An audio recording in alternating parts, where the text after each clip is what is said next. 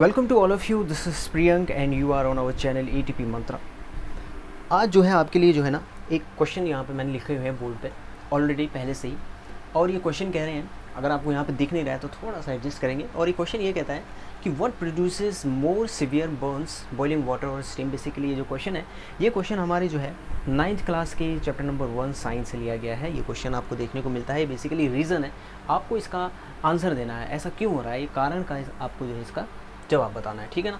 तो पहला यहाँ पे यही कह रहा है कि what produces more severe Burns, कौन ज़्यादा आपको जला देगा, कौन ज़्यादा गर्म होता है, बॉइलिंग वाटर या फिर स्टीम। ये वो वाला केस है ना, जब हम पानी को गर्म करते हैं तो बॉइलिंग वाटर जो होता है उसमें से भाप निकलती है, वो वाला केस है। तो उन दोनों केस में क्या जो पानी आपने उबाला है वो ज़्यादा गर्म होगा या फिर जो उसमें से भाप निकल रही है वो ज़्यादा गर्म होगा, है ना। इंटरेस्टिंग क्वेश्चन है। ओके, इसी तरह दूसरा क्वेश्चन कहता है कि वाई आइस एट 273 केल्विन, ये इस टेम्परेचर पे जो आइस है वो मोर इफेक्टिव इन कूलिंग, वो सबसे ज़्यादा ठंडी होती है देन वाटर। वाटर की कंपैरिजन में आइस ज़्यादा ठंडी लगेगी आपको, ऐसा क्यों होता है, ठीक है। तो सबसे पहली बात तो हमें यहाँ पे ये देखनी होगी कि बॉइलिंग वाटर है और स्टीम है, यहाँ पर हमारे पास आइस है और वाटर है, ठीक है। ये कौन सा केस है, देखें हम यहाँ पर देखेंगे बॉइलिंग वाटर, हम कहेंगे 100 डिग्री सेंटीग्रेड और यहाँ पर मैं ले लेता हूँ 0 डिग्री सेंटीग्रेड, ठीक है। इसको अभी मैं आपको समझाता हूँ। देखिए 100 डिग्री सेंटीग्रेड वो टेम्परेचर है, वो पॉइंट है जहाँ पर वाटर जो है बॉयल होना स्टार्ट होता है, यानी कि this is boiling point and this is melting and freezing point. हम कहते हैं यहाँ पर जो आइस है वो मेल्ट होने लगेगी और साथ ही साथ फ्रीज भी, यहाँ पर freezing point, melting point water का 0 degree centigrade and 100 degree centigrade पे पानी बॉयल होता है। ये वही वाला केस है, फर्स्ट वाला केस है, ठीक है। तो इस पॉइंट पे यानी इस टेम्परेचर पे जो वाटर है वो एग्जिस्ट कर सकता है किस में, लिक्विड में, और किस में एग्जिस्ट कर सकता है आपका वेपर में। कुछ इस तरीके से मैंने लिख दिया, ठीक है जी।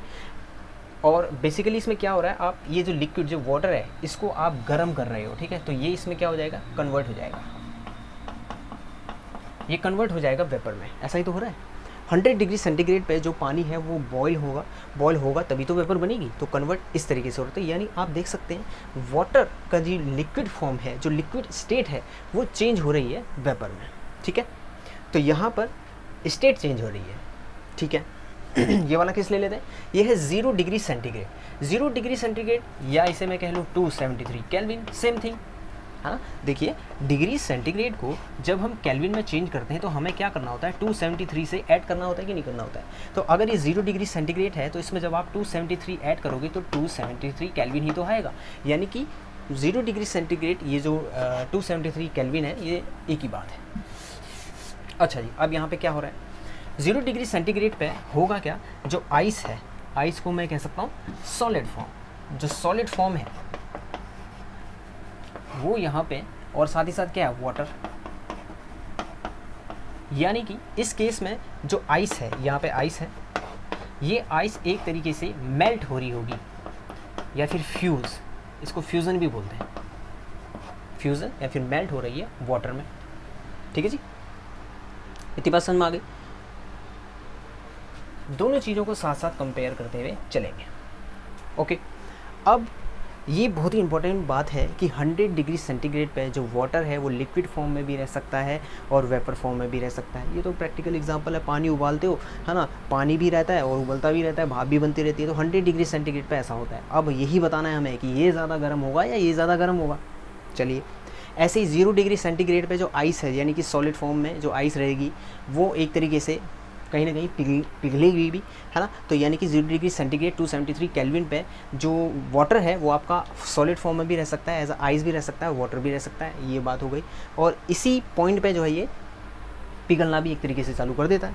चलिए जी, अब यही हमें बताना है, इसमें से हमें बताना है कि क्यों आइस जो है मोर इफेक्टिव इन कूलिंग, यानी कि आइस सबसे ज़्यादा ठंडी क्यों होती है एज़ कम्पेयर टू वाटर, ठीक है। जबकि टेम्परेचर दोनों का सेम है ना, लेकिन ये ज़्यादा ठंडी होती है, ऐसा क्यों, और इन दोनों में से गर्म कौन होता है, ऐसा क्यों। देखिए, इससे पहले कि इसको और अच्छे से समझें, एक और चीज़ हमें समझनी पड़ेगी, वो हमारी है लेटेंट हीट। इसको बोलते हैं लेटेंट हीट। इसके कॉन्सेप्ट को समझना पड़ेगा। इसको समझने के लिए पहले इसको डिफाइन करना पड़ेगा। चलिए जी, लेटेंट हीट क्या होती है? हम कहते हैं हीट रिक्वायर्ड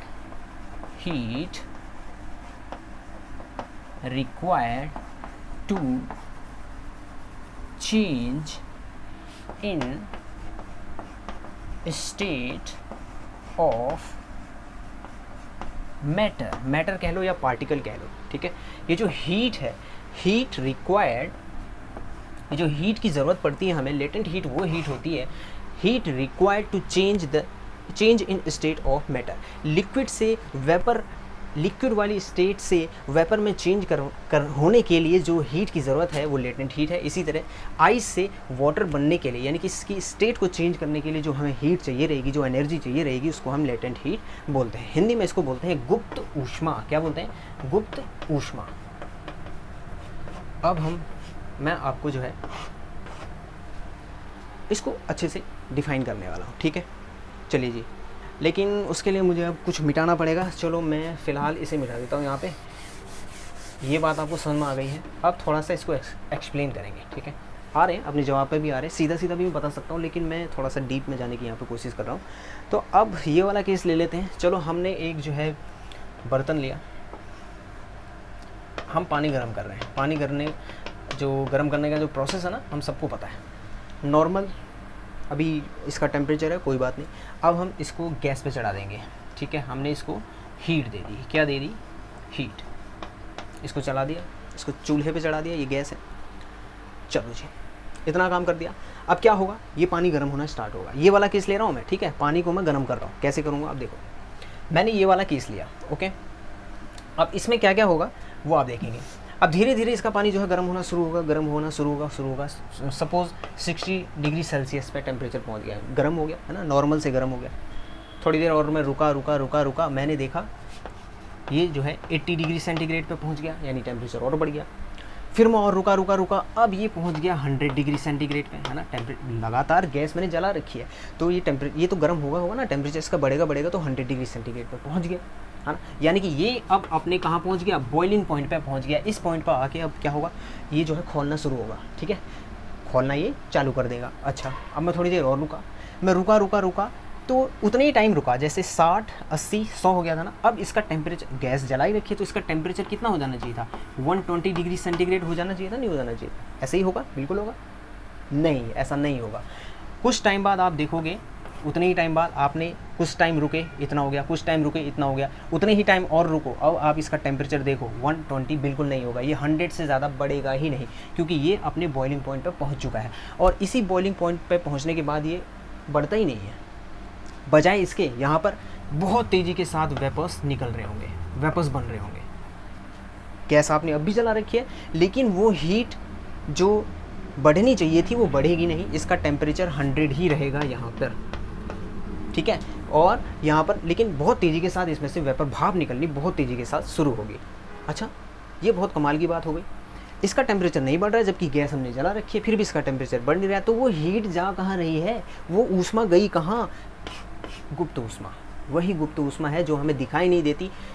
टेम्परेचर बढ़ते रहना चाहिए, लेकिन नहीं बढ़ रहा है। तो वो एक्चुअली वो जो हीट है उसको हम लेटेंट हीट बोलते हैं। वो हीट जो हमने एक्स्ट्रा 100 के बाद, ठीक है, 100 के बाद जितना टेम्परेचर इसको मिल रहा है, जो हीट मिल रही है, वो क्या कर रही है? वो हीट यूटिलाइज हो जा रही है, वाटर के मॉलिक्यूल को ब्रेक डाउन कर रही है, ठीक है, तोड़ रही है और उसको वेपर बना दे रही है। यानी कि यही हीट रिक्वायर्ड टू चेंज, ये जो हीट है ये क्या कर रही है? इस change in state of matter, ये जो लिक्विड वाली स्टेट है इसको चेंज कर रही है वो वेपर बनाने में, ठीक है। तो लेटेंट हीट का कॉन्सेप्ट ये है। तो लेटेंट हीट आपको समझ में आ गई। होता क्या है कि अपने 100 डिग्री सेंटीग्रेड बॉइलिंग पॉइंट पे पहुंचने के बाद, पानी का केस हमने लिया है, तो पानी जो है उबलता है, ठीक हो गया, लेकिन उसका टेम्परेचर नहीं बढ़ता है। यहाँ पर एक और हम चीज़ मेंशन कर सकते हैं, इसमें हम कह सकते हैं विद रिमेन्स टेम्परेचर, ठीक है, सेम, ऐसा कह सकते हैं। यानी कि टेम्परेचर यहाँ पे सेम रहेगा, 100 डिग्री सेंटीग्रेड ही रहेगा। उसके बाद जो है जितनी हम हीट इसको देते रहें, वो हीट जो है कन्वर्ट हो रही है इसको वेपर बनाने के लिए, ठीक है। इसलिए इसको जो है लेटेंट हीट हम कहते हैं। तो ये लेटेंट हीट का कॉन्सेप्ट था जो मैंने आपको यहाँ पे समझाया है, ठीक है। क्वेश्चन हमारा वो नहीं है। हाँ, क्वेश्चन हमारा ये नहीं कह रहा है कि लेटेंट हीट क्या है, लेकिन यहाँ पर जो है लेटेंट हीट का ही कॉन्सेप्ट हमारा लगने वाला है, तो इसलिए इसको समझना बहुत ज़रूरी है। चलो जी, समझ लिया।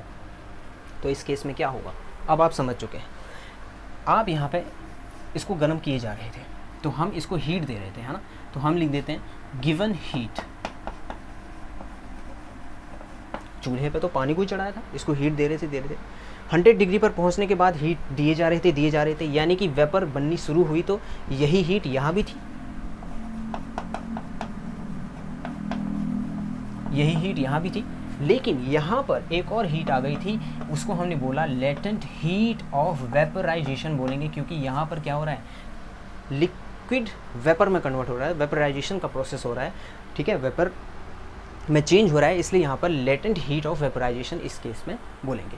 और ठीक यहीं पर जो 0 डिग्री सेंटीग्रेड का जो हमारे पास केस था, जो हमारे पास आइस थी, यानी कि जो सॉलिड था वो कन्वर्ट हो रहा था, वो मेल्ट हो रहा था किसमें, वाटर में, है कि नहीं, ठीक है। यानी कि 0 डिग्री सेंटीग्रेड पे आइस वाटर में मेल्ट करती है ना। तो यहाँ पर जो भी इसका टेम्परेचर होगा, जो भी इसके पास टेम्परेचर होगा, उतना ही टेम्परेचर यहाँ भी तो होगा,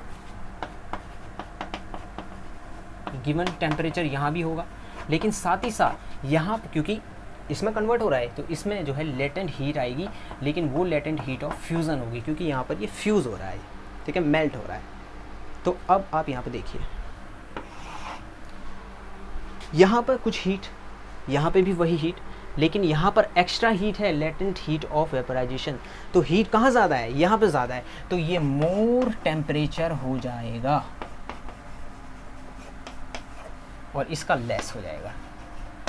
तो अब आप बताओ, 100 डिग्री सेंटीग्रेड पे जब लिक्विड से वेपर में कन्वर्ट हो रहा होगा, तो कौन ज़्यादा बर्न करेगी आपको, मोर टेम्परेचर, यानी कि जो भाप होगी वो बहुत ज़्यादा गर्म होगी as compare to this one. Okay, ऐसे यहाँ पर आप देखेंगे चेंज हुआ। इसमें क्यों चेंज हुआ, क्योंकि लेटेंट हीट, जो एक्स्ट्रा हीट हम दे रहे थे, उसने यूटिलाइज कर ली थी इसको चेंज करने में, यानी कि लेटेंट हीट यहाँ आएगी ना, ऐसे लेटेंट हीट इधर आएगी ना, क्योंकि लिक्विड वेपर में कन्वर्ट हुआ, यहाँ पर कन्वर्ट हुआ, तो लेटेंट हीट यहाँ पर आ गई। हमने जो एक्स्ट्रा हीट दी थी वो कन्वर्ट हो गई थी लेटेंट हीट ऑफ वेपराइजेशन में, तो यहाँ हीट ज़्यादा हो गई। ऐसे ही वाटर बना तो यहाँ हीट ज़्यादा हो गई, तो यहाँ पर जो है मोर टेम्परेचर हो जाएगा और यहाँ पर लेस हो जाएगा।